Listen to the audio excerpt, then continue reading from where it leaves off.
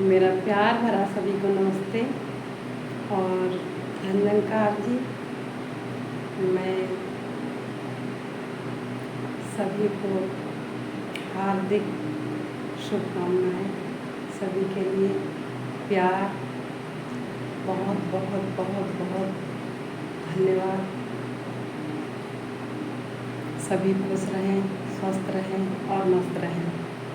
बस प्रभु का नाम करते हुए, जपते हुए, ये सुंदर जीवन जो हमें प्रभु ने दिया है, इसका सही उपयोग करते हुए हमारा जीवन यूं ही खुशियों भरा गुजरता चला जाए, बस यही प्रभु से मांग है। और जब हमारी चाहना अच्छी होती है ना, तो हमें ईश्वर भी हमारा साथ देता है, हम पे खुश रहता है, हम पे सारी खुशियाँ लुटाता है।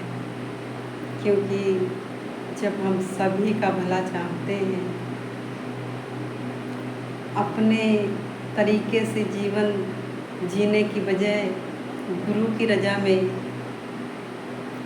जीवन व्यतीत करते हैं, गुरु की सिखलाई पे चलते हैं, तो हमें भी आनंद आता है और हमारा जीवन भी सफल हो जाता है, सरल हो जाता है, सहज हो जाता है। क्योंकि हमें वो सलीका नहीं मालूम होता है जीवन जीने का, जो जैसे गुरु हमें बताते हैं। गुरु तो वैसे हमें पग पग पे मिलते हैं, लेकिन जो सतगुरु मिलता है, सत्य से जोड़ने वाला, सत्य का ज्ञान देने वाला, प्रभु से जोड़ने वाला, तो हमारा जीवन एकदम नया जीवन हो जाता है, एकदम हमारे अंदर परिवर्तन आ जाता है। क्योंकि गुरु तो जीवन में बहुत ही होते हैं, लेकिन जो हमारा इस मानव के चोले में आने का, जो मनुष्य का जो जीवन मिला है, इस चोले में आने का जो उद्देश्य है, वो जो है सतगुरु ही उसका मार्ग बताते हैं कि तू किस लिए आया है और तुझे कैसे रहना है, किस चीज़ की प्राप्ति करना है।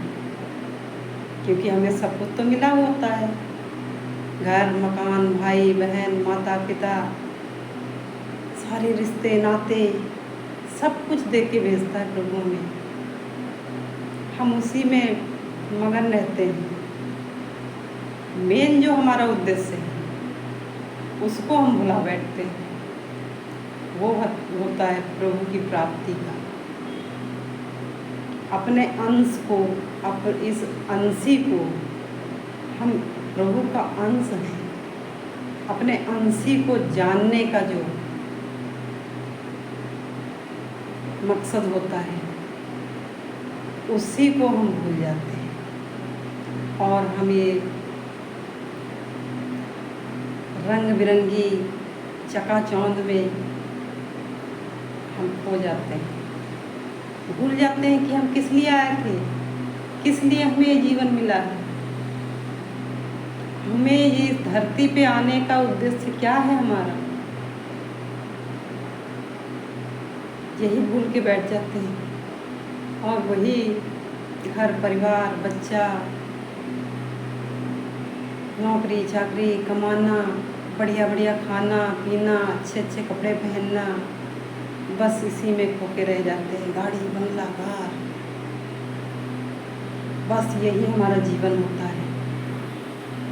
भूल जाते हैं कि हम किस, और एक अंदर से ना तड़प सी होती है, हमें सुकून नहीं होता है। ये खुशियाँ हमें अभी कार मिल गई तो हमें बड़ी खुशी हुई, 2-4 दिन बस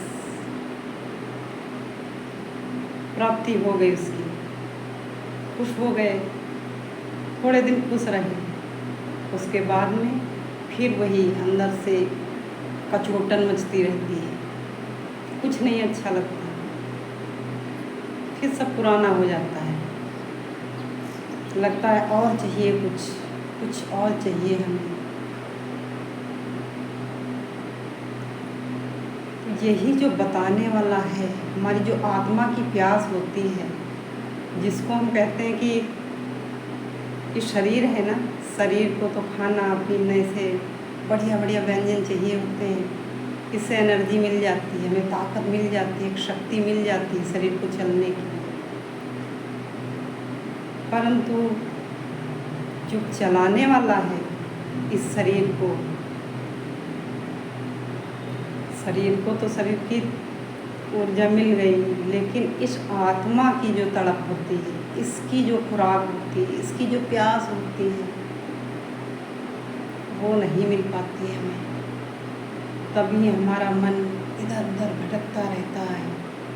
कहीं यहाँ जा रहे हैं, किसी ने कह दिया कि वहाँ बड़े चमत्कार हो रहे हैं, हम भी दौड़ लगा देते हैं, लेकिन हासिल कुछ नहीं होता,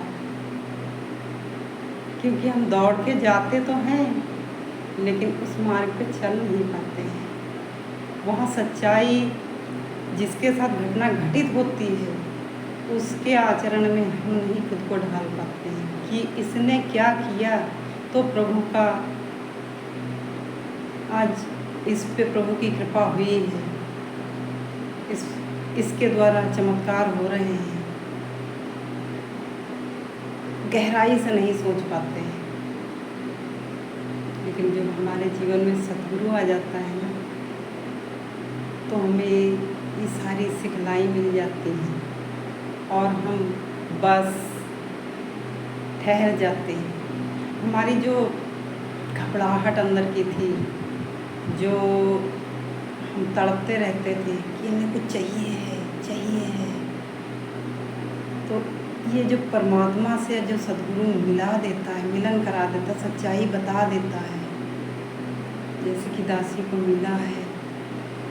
दासी को जब से सद्गुरु की प्राप्ति हुई, तब से प्रभु की प्राप्ति हो गई, और फिर इसके चमत्कार होते ही चले गए, जीवन में होते ही चले गए। जो सोचती हूँ, जरा से भी दुखी हुई, ये स्वयं प्रकट होके साकार रूप में हमें समझाते हैं, हमें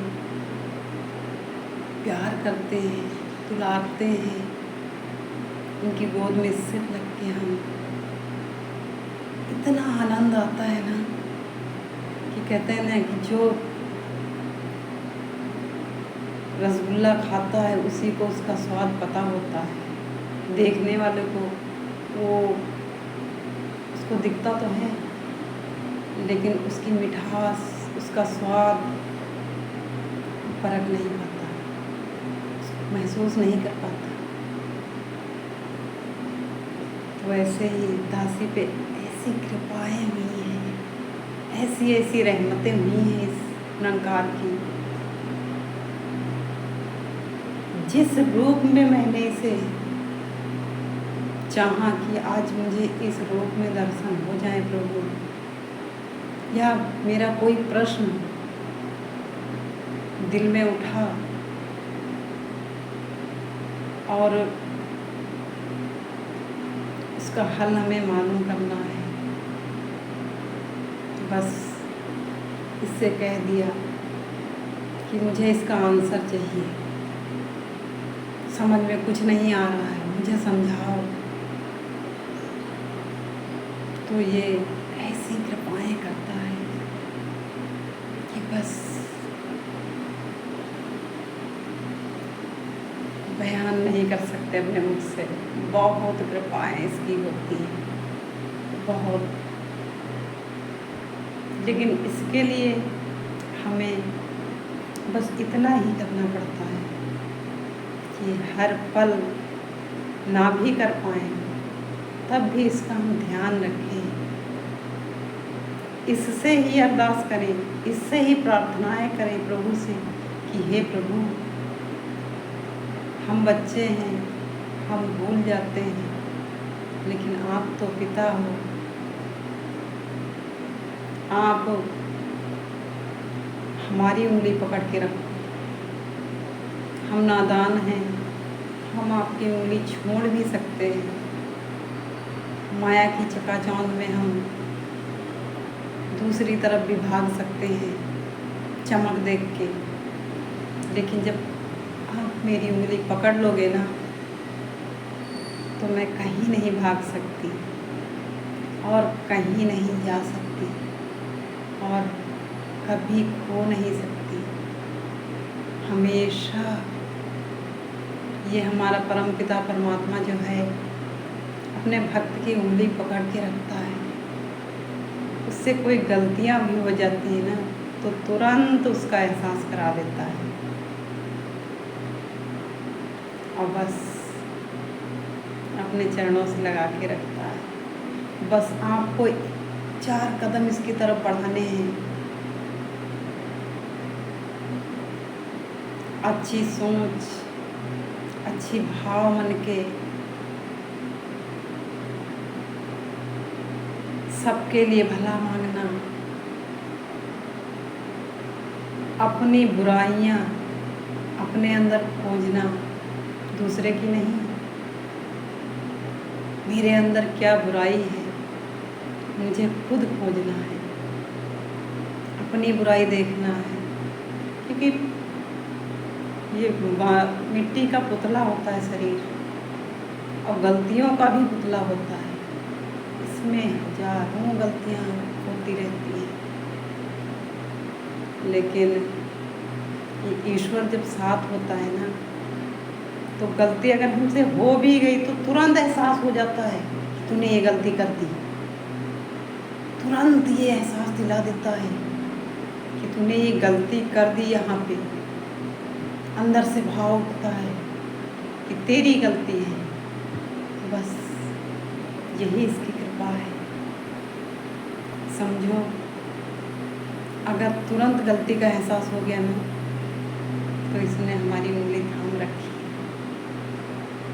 इसने हम पे कृपाएं कर रखी है, और इसकी कृपा का हम बखान तो इस जीभ्या से कर ही नहीं सकते, क्योंकि हमारे अंदर वो क्षमता नहीं है। हम सीमित हैं शरीर में, और ये असीम प्रभु है। लेकिन हाँ, दासी पे इतनी कृपा भी है ना कि मैं बोल के बता नहीं सकती। आप बहुत ही दुखों से गुजरी हूँ, बहुत बड़े कष्ट मिले हैं जीवन में,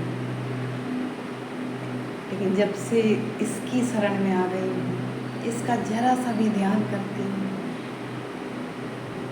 इसको जरा सा भी याद कर लेती हूँ, सारे दुख सुख में बदल जाते हैं। बदले हैं, एक एक पल मेरा खुशियों भरा हो गया है। आनंद में रहती हूँ, हर पल मेरा मन उमंग, नई नई उमंगें उठती रहती हैं। उमंगें जैसे कि समुंदर में लहरें उठती हैं, ऐसे अच्छी अच्छी भावनाएं। बस यही प्रभु से प्रार्थना है कि हे दातार, जैसे कृपा बना के रखिए, ऐसे जीवन भर बनाए रखना।